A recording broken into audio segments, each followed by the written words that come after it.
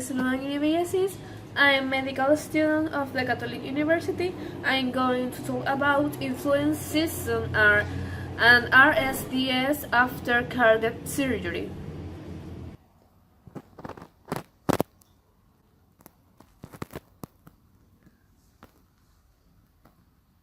Definition: influenza. Influenza or flu is a respiratory illness caused by a virus. Flu's high contagion and is normally spent by the cough and sneeze of an infected person. ARDS is a rapidly progressive disease occurring in critically ill patients. The main complication in ARDS is that fluid leaks into the lungs, making breathing difficult or impossible.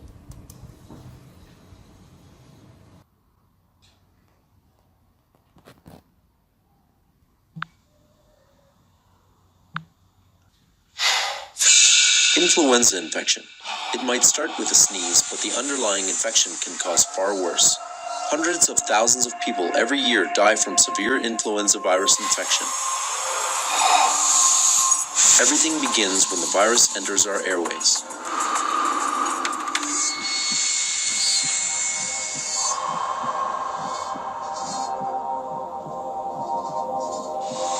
Here, influenza viruses specifically attach to the surface of the epithelial cells. The viral membrane envelope contains the neuraminidase protein Na, important for the efficient release of newly produced viruses. The M2 ion channel promotes viral structural changes during cellular entry, and the influenza hemagglutinin protein HA, the key player for viral internalization, which facilitates viral binding to sialic acid-decorated receptors and subsequently viral fusion. Proteolytic cleavage by host enzymes is critical for the activation of the HA trimers.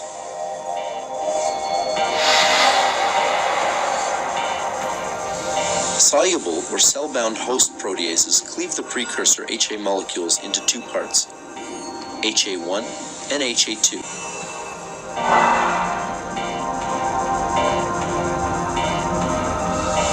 Influenza virus particles are internalized into early endosomes by clathrin-mediated endocytosis.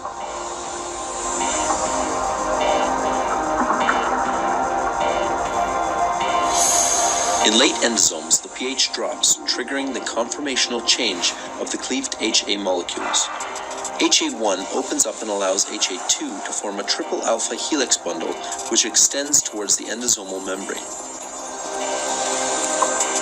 Once the fusion peptides are anchored in the endosomal membrane, the whole molecule can fold back, allowing the fusion of the viral and endosomal membranes. After fusion, the viral genome can be released into the cytosol. The 8 viral RNA segments make their way into the cell nucleus, and the production of the new virus begins. Just hours after the initial infection, thousands of new viruses bud off the cell surface and infect neighboring cells. To stop the influenza infection, Crucell researchers have discovered fully human monoclonal antibodies capable of neutralizing the virus.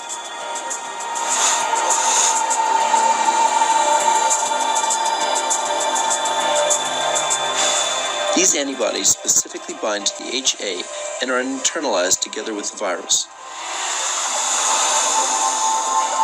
When the pH drops in late endosomes, the antibodies remain bound to a highly conserved epitope located in the stem of the HA.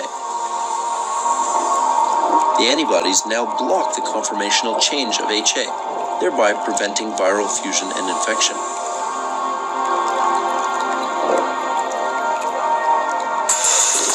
The trapped virus degrades, leaving the cell unharmed.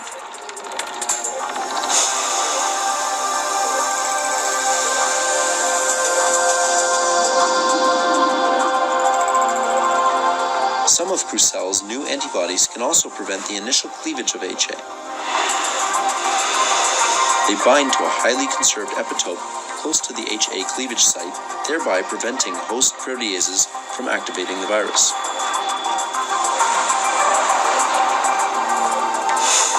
The uncleaved virus is not infectious, so the cell and patient are safe.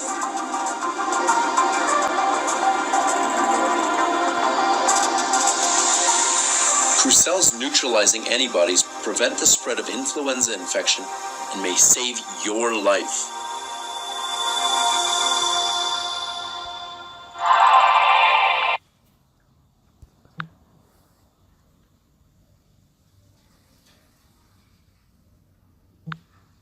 Application in medicine, influenza seasonal and ARDS after cardiac surgery. A number of concurrent risk factors are associated with development of the acute respiratory distress syndrome. One such risk factor being by asymptomatic respiratory viral infection, for example influenza, which could prevent the loss of ARDS in patients with another over risk factor. Patients who undergo cardiac surgery could potentially carry this virus that have a clinical sign or symptom. In a recent patient observation cohort of 2013 patients who underwent cardiac surgery have been January 20 and January 2012, we completed the insight of ARDS after surgery during influenza season, tropical from December to February, when influenza is most likely to be insulted from body influenza, with the incidence of ARDS after surgery during session with few. If any influenza causes bronchiolitis, none of the patients in our study who underwent elective surgery have not prepared respiratory symptoms of or fever in any of the season examined.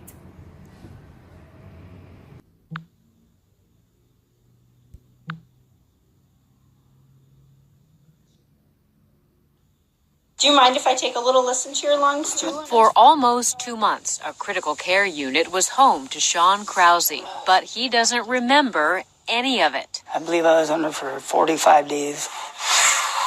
Unconscious, on a ventilator to help him breathe, after a case of the flu turned into a potentially deadly condition called ARDS. It's an acronym for acute respiratory distress syndrome, which it's a form of acute lung injury. In other words, the lung, the tissue of the lung has been injured by something. And this is kind of the classic ARDS picture where we have these dense consolidations on both sides of the lung. Mayo Clinic Dr. Richard Oakler says that something could be a traumatic injury, a bacterial infection, or in this case, a flu virus. And sets off a big inflammatory response. And that inflammatory response is really at the heart of this ARDS. Here's what happens. Your lungs are made up of millions of tiny air sacs. They're in constant contact with your bloodstream, which carries oxygen throughout your body. Normally, barriers prevent water in your bloodstream from flowing into your lungs. When ARDS strikes, barriers break and fluid fills your lungs. That brisk inflammatory response in the lung now can pass through the bloodstream and throughout the body. And so you get a bad systemic response that can lead to other organ failures and ultimately the death. Dr. Oakler says close to 40% of all people who develop ARDS don't make it. I think my lucky stars now, I know that. Sean's treatment included medication to target the underlying infection and a ventilator to support his lungs. Ventilators or the breathing machines are really life-saving because we were really able with the machine to help him breathe while his lungs were healing. Dr. Jeff Rabotin heads the respiratory care unit at Mayo Clinic. He says for many patients like Sean, ARDS can be very tough. There was a time, Sean says, when his family gathered because things looked grim. They didn't expect me to live. I know how close I was to, pushing daisies, if you want to say. But Sean did pull through. Every day he's getting stronger, healthier, and ready to head home. Back to life. I'm just thankful to be here. For Mayo Clinic News Network, I'm Vivian Williams.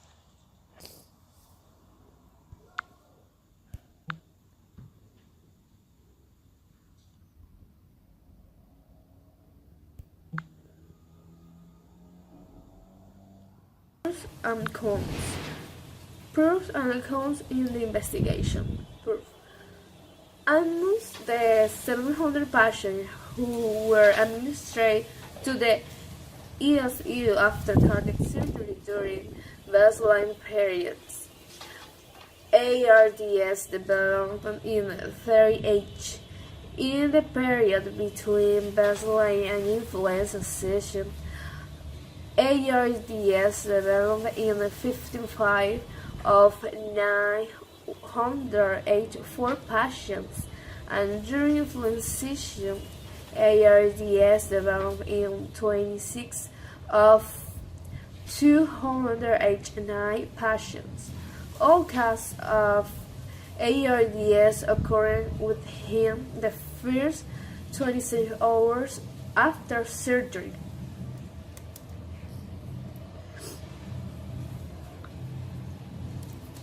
In our models, cardiac surgery during influenza session versus baseline session was independent risk factor of development of ARDS up rating 1.85%, 95% confirmed interval 1.6 to 3.23. For 100, the duration of medical ventilation was significantly lower in influenza session than in baseline session.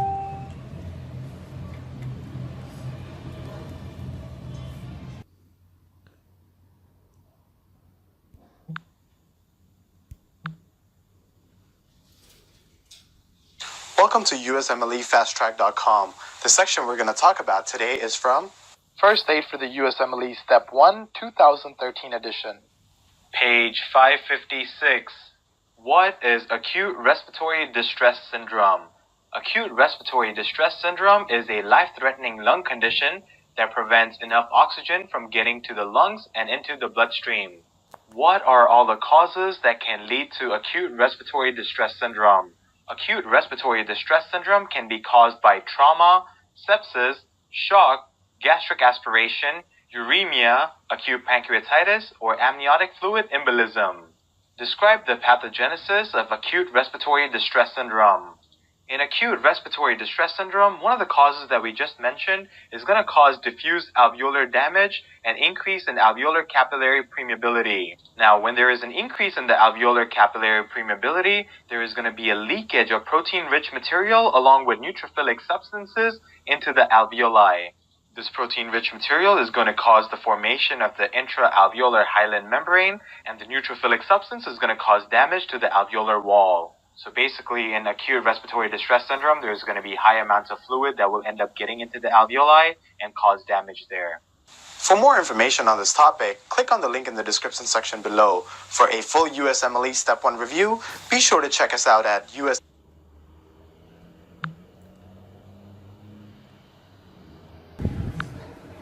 In Ecuador, influenza is an endemic disease with high transmission capacity caused by viruses.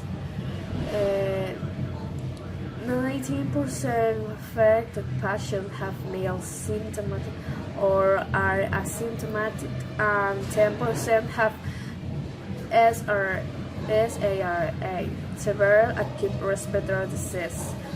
According there is an increase in the war region. In Ecuador, in the winter seasons, the circulation of the three types of influenza, influenza A, influenza B, and influenza A, is observed.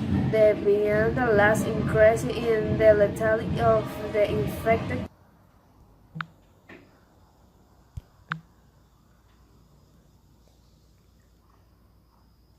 flu virus continues to grip the nation, according to reports from the CDC. The virus has now claimed the lives of 53 children. Trinity Chavez has more tonight.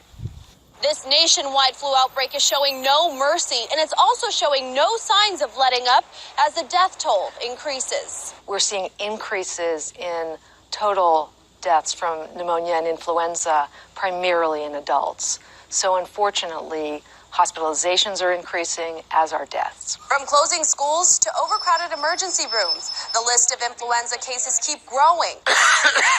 The CDC's latest influenza report shows that at least 53 children have died this flu season, including 16 just last week.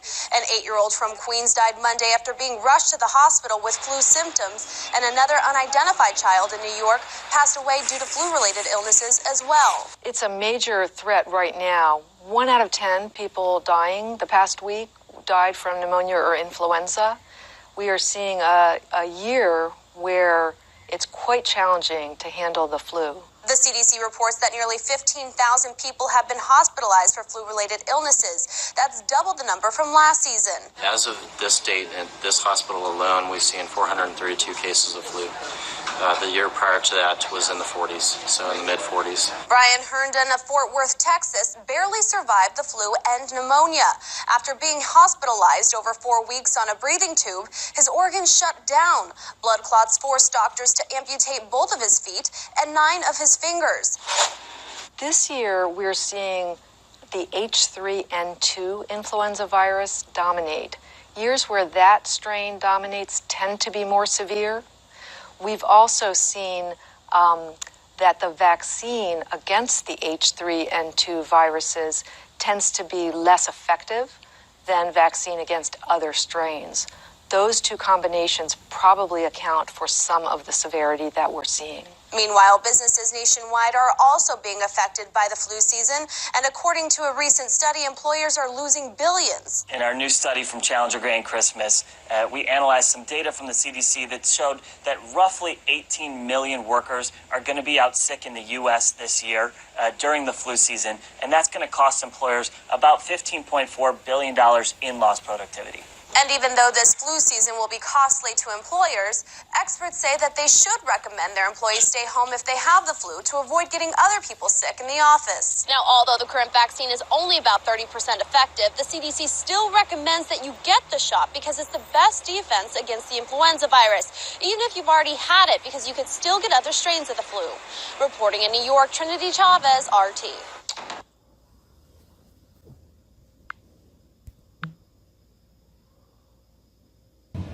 Conclusion. In our analysis, the primary outcome was development of ARDS with him 7 days after surgery, associated with the use of the Berlin Critical 3. We obtained that regarding chest radiography and the rate between the partial pressure of arterial oxygen at the fraction of inspired oxygen, PaO2, PFaO2. So natural metal chart review. The secondary outcome measures were duration of mechanical ventilation, rules of stay in the intensive care unit, and mortality.